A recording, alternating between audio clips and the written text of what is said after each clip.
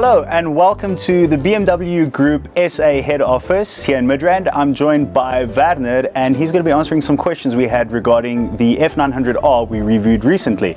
Werner, thank you so much for your time today. We appreciate it. Hi Josh, thank you for the introduction. I'm Werner Pretorius. I'm product manager for Motorrad South Africa, and thanks for this opportunity. Cool stuff. I think let's just jump straight into it. The bike that we had on review had some nice little features. It had cruise control, it had a center stand, tire pressure monitoring.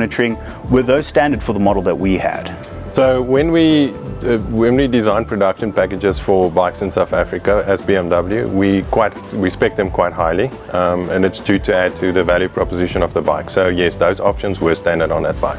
And speaking of the different packages that you offer, there's a difference between them, and as was told, there's a difference between models as well. Would you just walk us through that as well? No, sure. So there's a big difference between models and packages. So packages is something like a comfort package, touring package, active package, dynamic package, which are all available on the 900. We also have a style sport package, which would then include different colors, whereas models would be different variants of the same bike.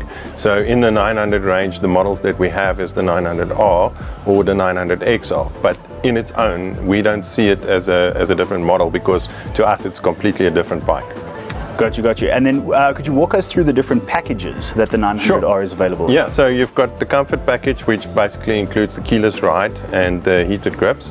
You also have the touring package, which is has the GPS preparation, cruise control, main stand, and then also the case holder left and right. It doesn't come with the cases, but the cases are available as an aftermarket option.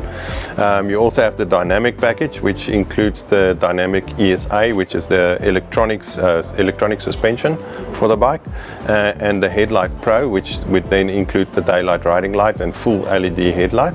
And then we have the active package, which includes the gear shift assistance, which is like a quick shifter for most other bikes. And then lastly, it also includes the riding modes, so you have the Pro riding mode in that package. And then lastly is the style sport package, which is basically just a different color option. Thanks. Yeah, that's quite comprehensive. So there's definitely a 900R for you. You can go out and spec it definitely to your needs. So they're generally quite high spec when we introduce them into the market and when we build stock, but as a customer you can decide what you want.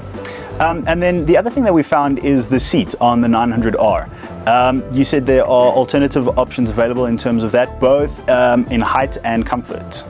Yes, so ex-factory you have a low seat, a high seat and a standard seat, and then also as an aftermarket option there's a comfort seat available. But what you should understand about the seat is it's not designed that you sit on the bike and just cruise around at 80 km per hour. The whole idea behind the seat is for the rider to move around, and you'll notice that once you start moving with the design and the shape of the seat, it's quite easy for the rider to move around. Yeah, no, that actually makes sense. Looking at the design, we get that now. Exactly. The other thing that we found, and that was more of a nitpick on our end, is the gear lever that we found to be a bit small and awkwardly placed, probably to accommodate the gear shift assist, the little mechanism. Are there alternatives in terms of that? You're quite right, it does go hand in hand with the gear shift assist or the quick shifter. Unfortunately there are no alternatives, but I'm sure if you visit your retailer you'll be able to make some minor adjustments to find your comfort spot. Yeah, like we said, just a nitpick, but it's good to know that there are some adjustability options there. Sure. Another question is, in terms of the models, you've explained to us the packages, but is it possible to get a pure version of the 900R that is basically just a base model? Does BMW ship it this way, or how does that work? So as I mentioned, the bikes that we bring in for stock are quite highly spec'd. They come with most of the packages, which includes most of the options. We really want to do this to showcase the value proposition that we have as a brand and the technology that we can put into these bikes. The customers can go visit a BMW retailer.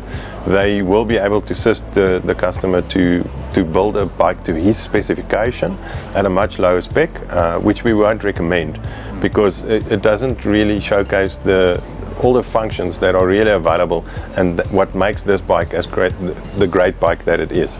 Yeah, so you don't get the best of the bike necessarily by going for a lower cost option. Exactly. Yeah, that makes complete sense.